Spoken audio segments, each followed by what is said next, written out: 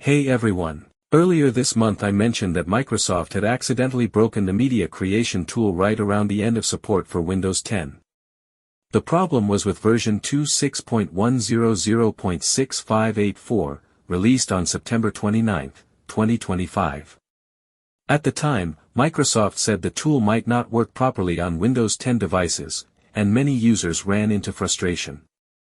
Good news, Microsoft released an updated version of the tool on October 28, and it works great now in my region. Check my downloads folder, you'll see the older version that failed, and then the new one I downloaded today, version 26.100.7019, which ran without any issue. So just wanted to let you know, the Windows 11 media creation tool is now working correctly with this latest version.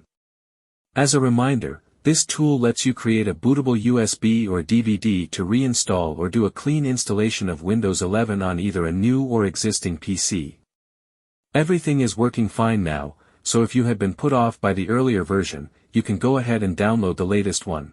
Microsoft hasn't explained exactly why the older version, 26.100.6584, failed, they only said it might close unexpectedly without showing any error.